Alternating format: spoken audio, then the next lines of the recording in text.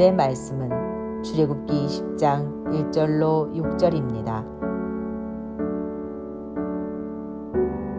하나님이 이 모든 말씀으로 말씀하여 이르시되 나는 너를 애굽 땅 종되었던 집에서 인도하여 낸 내 하나님 여호와니라. 너는 나 외에는 다른 신들을 내게 두지 말라. 너를 위하여 새긴 우상을 만들지 말고 또 위로 하늘에 있는 것이나 아래로 땅에 있는 것이나 땅 아래 물속에 있는 것에 어떤 형상도 만들지 말며 그것들에게 절하지 말며 그것들을 섬기지 말라. 나 내 하나님 여호와는 질투하는 하나님인즉 나를 미워하는 자의 죄를 갚되 아버지로부터 아들에게로 3, 4대까지 이르게 하거니와 나를 사랑하고 내 계명을 지키는 자에게는 천대까지 은혜를 베푸느니라. 아멘. 오늘은 출애굽기 20장 1절에서 6절까지 말씀을 묵상하도록 하겠습니다. 오늘 말씀은 어제에 이어서 하나님께서 이스라엘 백성들을 애굽에서 이끌어내신 이후에 시내산에 이르러 하나님과 언약을 맺으시면서 주신 말씀이 바로 오늘 본문의 내용입니다. 오늘 본문은 우리가 아주 잘 아는 십계명 말씀입니다. 그러니까 이 십계명은 언약 백성에게 주신 말씀이에요. 오늘 1절과 2절의 말씀은 십계명의 서론 부분에 해당되는 말씀인데 이 말씀은 계명을 주시기 전에 이 언약의 당사자이신 하나님이 어떤 분이신가 우리에게 설명해 주고 있습니다. 출애굽한 이스라엘 백성들에게 십계명을 주신 하나님, 그 하나님은 애굽 땅 종되었던 집에서 인도하여 낸 여호와 하나님이시다 이렇게 설명을 해주고 있습니다. 하나님께서는 이스라엘 백성들에게 십계명을 주시기 전에 먼저 그들에게 애굽에서 구원하여 내신 하나님의 은혜를 그들에게 말씀하고 있는 것입니다. 이제 1계명을 보면 내 앞에서 다른 신들을 내게 있게 말지니라 그랬어요. 이 계명에서 중요한 것은 하나님만이 유일하신 참 하나님 되신다는 것이고 하나님만을 섬겨야 한다는 말씀을 해주고 있는 것입니다. 여기에서 말하는 다른 신은 누구를 말하는 걸까요? 얼핏 보면 다른 신들을 내게 두지 말라 이렇게 말하면 실제로 다른 신이 존재하는 것처럼 여기게 되는 것입니다. 그러나 그게 아니에요. 다른 신들이라고 하는 것은 어떤 것이냐? 인간들이 신이라 하여 만든 그런 우상들, 거짓 신들, 우상들을 이야기하는 것입니다. 이것은 출애굽 당시에 이스라엘 백성들의 의식을 보면 우리가 잘 이해를 하게 됩니다. 불과 얼마 전까지만 해도 이스라엘 백성들은 애굽 땅에서 노예였어요. 그리고 그 땅에는 많은 신들이 있었어요. 그리고 그 땅에 내린 10가지 재앙은 그들의 애굽의 신과 연관이 되어 있는 것입니다. 하나님이 10가지 재앙을 내리며 애굽의 신들이 얼마나 무력한 것인가 이것을 10가지 재앙을 통해서 백성들에게 가르쳐 주시는 것입니다. 그런데도 이스라엘 백성들은 그 애굽의 신들을 잊지 못하는 거예요. 때만 되면 그걸 기억해내는 것입니다. 하나님이 이들을 왜 구원하셔서 출애굽하게 하셨을까요? 분명한 이유가 있습니다. 우리를 구원하신 데도 이유가 있어요. 모세에게 하나님이 말씀하셨어요. 출애굽기 3장 12절 내가 그 백성을 애굽에서 인도하여 낸 후에 너희가 이 산에서 하나님을 섬기리라. 출애굽은 자명한 이유가 있는 것입니다. 그건 뭐냐? 하나님을 알고 하나님을 계시하시고 하나님을 예배하는 민족을 만들기 위함인 것입니다. 우리도 마찬가지. 우리도 구원하신 이유는 하나님 예배에 있어요. 하나님 섬기는 데 있어요. 하나님 백성 되는 데 있다. 그런 말씀입니다. 이것은 창조 때 하나님께서 가지고 계셨던 우리 인간들을 향한 목적이기도 한 것입니다. 고린도전서 8장 4절 그러므로 우상의 제물을 먹는 일에 대하여는 우리가 우상은 세상에 아무것도 아니며 또한 하나님은 한 분밖에 없는 줄 아노라. 5절 고린도전서 8장 5절 비록 하늘에나 땅에나 신들이라 불리는 자가 있어 많은 신과 많은 주가 있으나 그랬습니다. 그러니까 이 세상에 사람들이 신들이라고 불리는 그런 많은 신들과 주가 있으나 사실상은 창조주 하나님 한 분밖에 없다. 이것이 바로 성경이 우리에게 가르치는 내용이 되는 것입니다. 여러분, 우리를 구원하실 분도 오직 하나님 한 분밖에 없는 줄 믿습니다. 나만 바라봐라. 이것이 오늘 계명이에요. 여러분 이 계명 너무 이기적인 계명이라고 여기지 않습니까?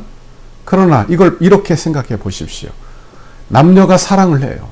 그런데 남녀가 서로 사랑하는데 그 사랑을 서로 나눕니까? 내 아내의 사랑을 다른 남자와 나눌 수 없고, 그리고 내 남편의 사랑을 다른 여자와 나눌 수 없는 거예요. 그러니까 사랑한다는 것은 어찌 보면 독점적인 것이다, 그렇게 말씀드릴 수 있는 거예요. 근데 우리 주님이 그런 독점적인 사랑을 우리에게 요구하고 계시다 하는 말씀입니다. 이제 4절 말씀을 보십시오. 너를 위하여 새긴 우상을 만들지 말고 또 위로 하늘에 있는 것이나 아래로 땅에 있는 것이나 땅 아래 물속에 있는 것에 어떤 형상도 만들지 말며. 그래서 사람이 얼마나 상상력이 좋습니까? 하나님에 대해서 말씀만 듣다가 그 하나님을 자꾸 상상하여 만들어내는 거예요. 영이신 하나님을 섬기면서 우리의 상상력으로 하나님을 이미지화하여 형상화하는 것, 그걸 어떤 보조적인 수단으로 만드는 것, 이걸 금하는 것입니다. 칼빈은 기독교 강요에서 이 계명에 대하여 이런 설명을 했어요. 첫째, 무한하신 하나님을 우리의 감각적인 지각이나 어떤 형상에 의해 하나님을 표현함으로 감히 하나님을 주관화하려는 것을 금한 것이다. 둘째는 종교의 이름으로 어떤 형상을 섬기는 것을 금하는 것으로 그렇게 본 것입니다. 하나님을 눈으로 볼 수 있는 어떤 형상이나 그림으로 묘사해서는 안 된다는 말씀이에요. 이런 예가 출애굽기 32장에 나옵니다. 이스라엘 백성들이 출애굽하여 시내산에 이르렀을 때 모세가 십계명을 받으러 시내산에 올라가요. 40일 40주야 소식이 없어요. 깜깜무소식이에요. 그러자 백성들이 견디지 못하는 거예요. 그리고 모세의 형 아론에게 우리를 인도하여 낼 신을 우리를 위하여 만들자, 그렇게 말하는 거예요. 그리고 금부치를 다 모아다가 송아지 형상을 만드는 것입니다.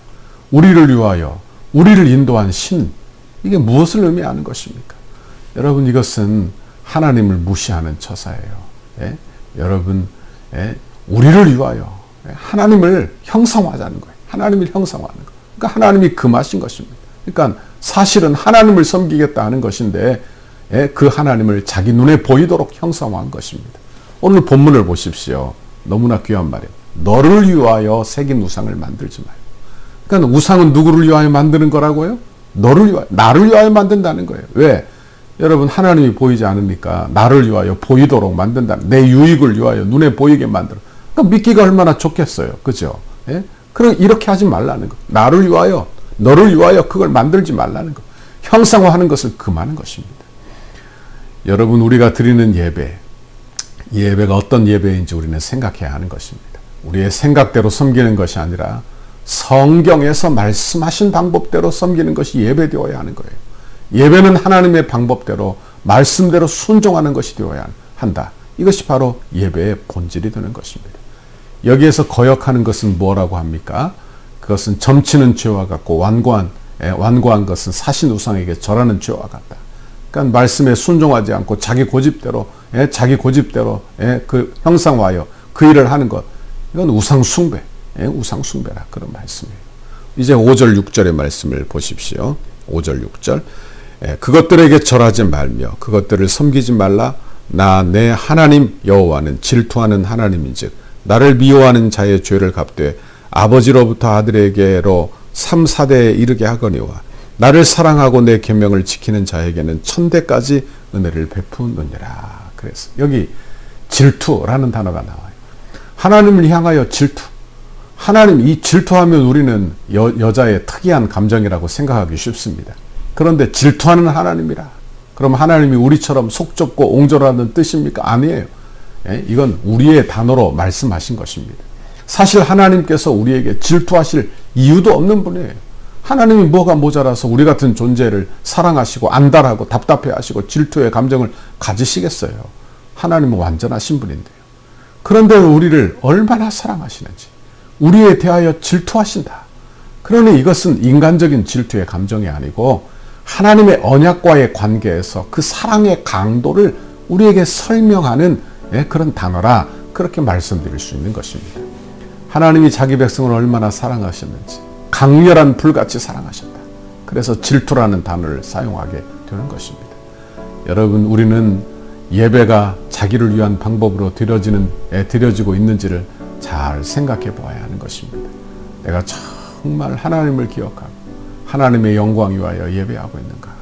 하나님은 예배하는 자를 찾으신다고 했고, 영과 진리, 즉 성령 안에서 예수 안에서 드리는 자를 찾으신다고 했어요. 여러분, 원하기는 우리의 예배가 예수 그리스도의 복음을 잘 이해하고 그리고 믿음으로 주를 바라보는 저와 여러분의 바른 예배가 되시기를 간절히 바랍니다. 이런 예배를 드리게 해달라고 그렇게 간구하는 저와 여러분의 오늘 이 아침의 기도가 되시기를 주님의 이름으로 축원합니다. 기도하겠습니다. 하나님 아버지, 감사합니다. 오늘 하나님의 귀한 말씀 우리에게 들려주시며 예배가 어떤 예배가 되어야 할지, 예배의 대상과 태도에 대해서 우리에게 가르쳐 주시니 감사합니다. 아버지, 우리 하나님은 전능하신 하나님이요, 아버지 오직 유일하신 하나님이요, 그 하나님을 아버지 나를 위하여 형상화하는 것을 금하셨습니다. 하나님, 우리의 예배가 이렇게 말씀대로 순종하고 말씀에 복종하는 예배가 되도록 주여 긍휼과 은혜를 베풀어 주옵소서. 아버지, 내 유익을 위하여 예배하지 아니하고 하나님을 사랑하여 주님을 경배하는 그런 예배자의 삶을 우리가 살도록 복내려 주옵소서. 예수님 이름으로 기도하옵나이다. 아멘. 우리 교회를 향한 주님의 뜻을 이루소서. 100대 기도문 화요일 거룩한 헌신을 위해 11페이지입니다. 성령의 하나 되게 하신 것을 힘써 지켜 더욱 견고한 공동체로 결속되게 하옵소서. 모든 성도가 세상 욕심을 내려놓고 천국을 소망하는 한 단계 더 높은 경지의 믿음을 갖게 하옵소서. 주의 거룩한 비전과 소명을 위해 한 번뿐인 인생을 사용하게 하시고 건축이 부담이 아닌 축복임을 깨달아 기대하는 마음으로 새로운 은혜의 땅에서 누리게 될 영광을 소망하게 하옵소서. 모든 성도가 기도의 용사로 강력한 영적 군사로 무장되게 하옵소서. 성도들의 헌신이 다음 세대를 위한 위대한 씨앗과 영적 자양분이 되게 하시고 기쁨으로 헌신하는 성도들의 삶에 하늘의 신령한 복과 땅의 기름진 복을 주옵소서. 건축의 과정을 통해 영적 대부흥을 경험하게 하시고 성전 건축에 참여하는 성도들의 개인과 자녀와 가정, 사업장에 물질과 지혜를 한없이 부으시고 기도로 성전을 짓게 하옵소서. 성전 건축의 모든 과정을 통해 온 성도들이 가슴 깊이 교회를 사랑하고 간절한 마음으로 새 일을 기대하며 꿈꾸게 하시고 시대와 민족과 교회 앞에서 하나님이 주신 사명임을 깨달아 영아부에서 장년부까지 온 교회가 한 마음으로 달려가게 하옵소서. 건축이 진행되는 동안 온 교회가 믿음의 튼튼한 공동체로 결속되게 하시고 한 마음으로 성전 건축에 참여하며 주님의 한 몸으로 일하게 하옵소서. 성도들이 건축을 통하여 믿음의 그릇이 더욱 커지게 하시고 새로운 공간에서 펼쳐질 주님의 비전을 넉넉히 감당하게 하옵소서. 성도들이 기쁨으로 헌신하여 덕소를 살리는 생명의 도화선이 되게 하옵소서. 한 영혼도 소외됨이 없이 믿음 안에서 기적의 역사를 이루는 통로로 쓰임받게 하옵소서. 건축의 정신과 내용을 이해하고 모두가 적극 동참하여 건축 홍보자가 되게 하소서. 건축을 통하여 선대의 고결한 믿음의 유산을 계승하도록 은혜를 주옵소서. 덕소교의 모든 가정이 믿음의 주요 또 온전하게 하시는 예수를 바라보는 가정이 되게 하시고 부모를 공경하고 부모의 신앙을 자녀들이 배워서 믿음의 명문 가정을 이루게 하옵소서. 예수님의 이름으로 기도합니다. 아멘.